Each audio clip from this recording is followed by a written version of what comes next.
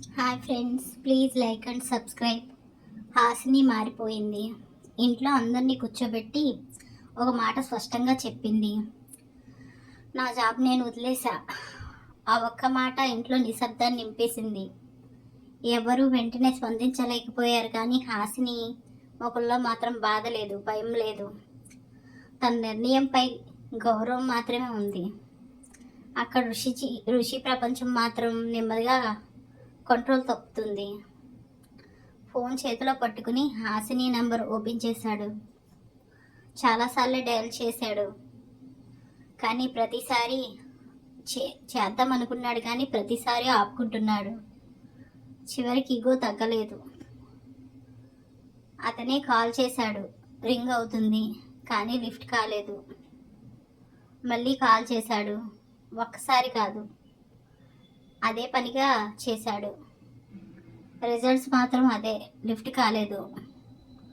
మూడోసారి, ఇంకోసారి, ఇలా ఆశావక చాలా కాల్స్ చేశాడు, కానీ ఫోన్ సైలెంట్గానే ఉంది. ఋషి ముఖం కఠినంగా మారిపోయింది. నన్ను ఇగ్నోర్ చేస్తుంది అని అతను గర్వం దెబ్బతింటుంది. అతను వెంటనే సూర్య కాల్ చేశాడు. సూర్య, హాసిని కాల్ చేయి. సూర్య అర్థం కాకపోయినా కాల్ చేశాడు. హాసిని ఫోన్ చూసింది. స్క్రీన్ పైన సూర్య పేరు రాగానే కొన్ని క్షణాలు ఆలోచించింది. గుండె ఒక్కసారిగా తడుముకుంది, కానీ వెంటనే నిర్ణయం తీసుకుంది. కాల్ లిఫ్ట్ చేయలేదు. ఫోన్ పక్కన పెట్టేసింది. ఆమె మనసు ఇంకా గట్టిగానే ఉంది. తన నిర్ణయం మారలేదు. 2 రోజులు గడిచింది. ఋషి సహనం పూర్తిగా తగ్గిపోయింది. పని మీద ఫోకస్ లేదు. మీటింగ్లో ఆసక్తి లేదు. తనలో తానే అసహనంగా ఉంది.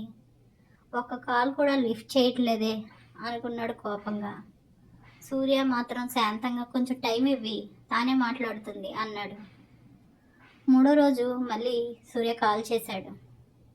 ఈసారి హాసిని లిఫ్ట్ చేసింది. ఆమె వాయిస్ నిశ్శబ్దంగా ఉంది. చెప్పు సూర్య. సూర్య నేరుగా విషయానికి వచ్చాడు. ఋషి నిన్న మీట్ అవ్వాలనుకున్నాడు. ఆ కొన్ని క్షణాలు నిశ్శబ్దం.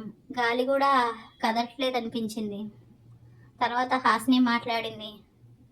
నాకు అవసరం లేదు, సూటిగా, ఏ సందేహం లేకుండా ఆమె సమాధానం ఇచ్చింది. సూర్య మళ్ళీ ప్రయత్నించాడు. ఒక్కసారి మాట్లాడితే క్లారిటీ వస్తుంది. హాసిని స్వరం కాస్త గట్టిగా మారింది. నా క్లారిటీ ఉంది, మీటింగ్ అవసరం లేదు. అంతే, కాల్ కట్ అయింది. తన నిర్ణయం ఆమె మార్చుకోలేదు. సూర్య ఋషి దగ్గరికి వచ్చి జరిగిందంతా చెప్పాడు. ఋషి కళ్ళల్లో కోపం పెరిగింది. ఒప్పుకోలేదా అంటే ఏంటి? అతని స్వరం కఠినంగా మారింది. సూర్య స్పష్టంగా చెప్పాడు, ఆమె రెడీ లేదు. ఆ ఒక్క మాట ఋషికి నచ్చలేదు. టేబుల్ మీద బలంగా చెయ్యితో కొట్టాడు. అంటే నేను వెయిట్ చేయాలా అని. సూర్య అతన్ని కళ్ళల్లోకి చూసి ఒక మాట అన్నాడు. అవును. ఆ సమాధానం ఋషికి షాక్ గురి చేసింది. నేను వెయిట్ చేయాలా? ఇప్పటి వరకు ఎవరైనా ఋషి కోసం వెయిట్ చేశారు, అంతేగాని ఇది అతనికి కొత్త అనుభవం. తాను కంట్రోల్ చేయడానికి చేస్తున్నాడు, కానీ ఫీలింగ్స్ కంట్రోల్ అవ్వట్లేదు. ఈ రోజు నుంచి ఋషి మైండ్లో హాసిని మాటలు తరచుగా గుర్తొస్తున్నాయి. అతని కోపం మళ్ళీ పెరిగింది. టైం ఇచ్చిందా? అతని స్వరం ఎత్తుగా మారింది. కంపెనీ అంతా ఓ సోర్స్ మీద డిసైడ్ అయితే ఇది ఎలా బిహేవ్ చేస్తే రూమ్ మొత్తం నిశ్శబ్దమైంది. సూర్య మాత్రం ప్రశాంతంగా నిలబడ్డాడు. ఋషి నేరుగా చూసి అన్నాడు, ఆమె ఎంప్లాయ్ కాదా? ఆమె హాసిని. ఆ ఒక్క లైను ఋషి గుండెను నేరుగా తాకింది. మొదటిసారి అతను ఆలోచించడం ప్రారంభించాడు. కంట్రోల్లో ఉన్నది కంపెనీ మాత్రమే, మనుషులు కాదు. ప్రత్యేకించి హాసిని అసలు కాదు. ఋషి కోపం స్థాయి పెరుగుతుంది. తన మాటలు వినిపించటం లేదు. తనకు అలవాటు లేదు. ఆఫీస్ అంతా టెన్షన్గా ఉంది. ఎవరు అతని దగ్గరికి రావాలనుకోవట్లేదు.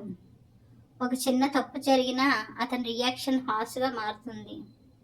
ఇది బిజినెస్ ప్రాబ్లం కాదు, ఇది పర్సనల్ ప్రాబ్లం కింద మారింది. సూర్యకి అది క్లియర్గా అర్థమైంది. ఇలా వదిలేస్తే ఇంకా ఎక్కువ చెడిపోతుంది అని అనుకున్నాడు సూర్య. డైరెక్ట్గా యాక్షన్ తీసుకున్నాడు. హాసిని దగ్గరికి వెళ్ళాలని డిసైడ్ అయ్యాడు. కాల్ కాదు, మెసేజ్ కాదు, ఫేస్ టు ఫేస్ అదే కరెక్ట్ అనిపించింది. అతను ఆమె ఆఫీస్కి వెళ్ళాడు. రిసెప్షన్లో చెప్పాడు హాసినిని కలవాలి అని. కొన్ని నిమిషాల తర్వాత హాసిని బయటికి వచ్చింది సింపుల్గా. ఇది మీ ఇద్దరి మధ్యన ఉన్న ఇష్యూ, కానీ ఇది ఇక్కడతో ఆగదు. నువ్వు ఇలా తప్పించుకుంటూ ఉంటే ఫ్యూచర్లో పెద్ద ప్రాబ్లం అవుతుంది. అతని టోన్ సీరియస్గా ఉంది. హాసిని కాసేపు సైలెంట్గా నిలబడింది. లోపల ఆలోచించింది. ఆమెకు తెలుసు ఇది ఇప్పటికీ ఎస్కేప్ చేయలేని విషయం అని. తన గౌరవం కూడా వదులుకోలేదు. ఆలోచిస్తూ ఉంది.